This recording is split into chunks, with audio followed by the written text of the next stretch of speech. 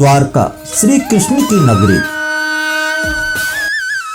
ऐसी नगरी जिसे श्री कृष्ण ने बसाया और जो श्री कृष्ण के साथ ही लुप्त हो गई। द्वारका श्री कृष्ण के द्वारा योजनाबद्ध तरीके से बसाई गई नगरी है। वह इंद्र की अमरावती के समान भव्य नगरी थी।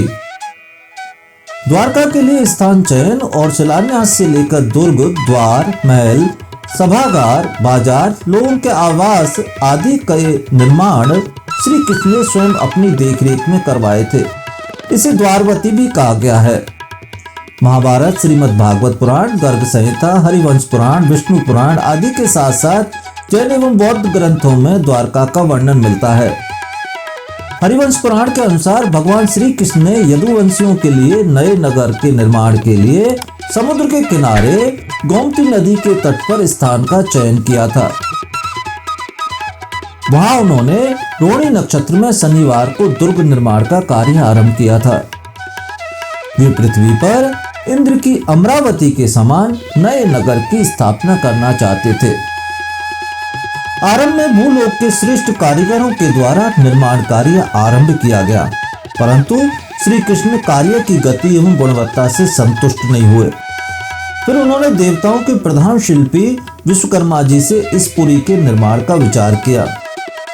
इंद्र ने इस नगरी के निर्माण के लिए विश्वकर्मा जी को भेजा था और श्री कृष्ण ने अपनी योजना के अनुसार नगर बनाने के लिए उन्हें कहा था।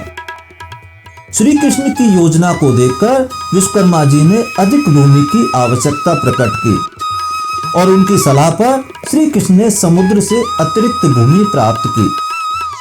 पुराणों में वर्णन है कि समुद्र ने 12 योजन भूमि इस हेतु प्रदान की।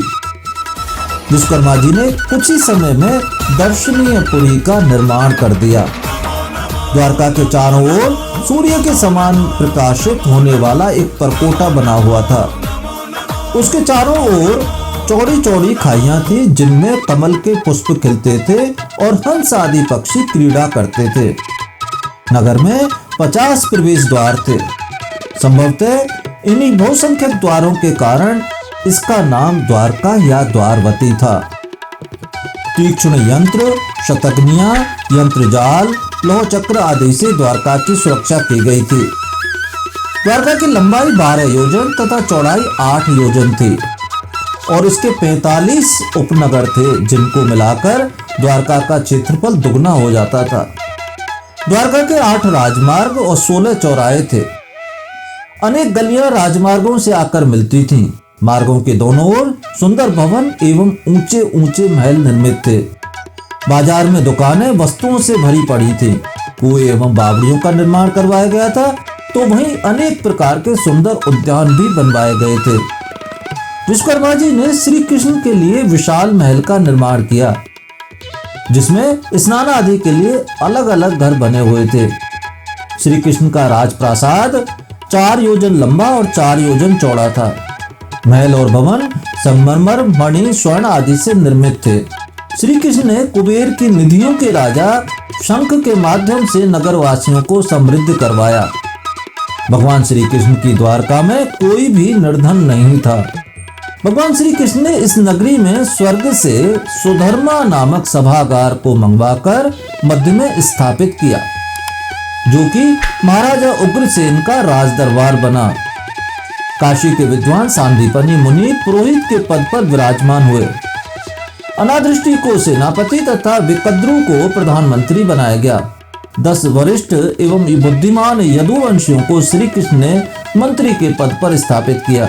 ये थे उद्धव, वसुदेव, कंक, विपृथु, स्वफल्क, चित्रक, गद, सत्यक, बलभद्र और पृथु। यह समृद्धिशाली नगरी न केवल पृथ्वीवासियों के लिए परंतु देवताओं के लिए भी आश्चर्य का विषय रही। भगवान श्री कृष्ण के वैकुंठ लोक लौटने के साथ ही द्वारका समुद्र में निमग्न हो गई। विष्णु पुराण में उल्लेख है कि श्री कृष्ण के भवन को छोड़कर शेष द्वारका समुद्र साथ हुई थी। कहा जाता है कि कृष्ण के भवन के स्थान पर ही वज्रनाभ ने रणछोड़ जी का मूल मंदिर बनवाया था। पुरातत्ववेत्ता समुद्र में इस नगरी के अवशेष को ढूंढने का कार्य कर रहे हैं। इस पर हमारा एक अलग विषय वीडियो है। ये जानकारी कैसी लगी कमेंट बॉक्स में लिखें और वीडियो अच्छा लगा हो तो इसे लाइक और शेयर करें तथा चैनल को सब्सक्राइब करें।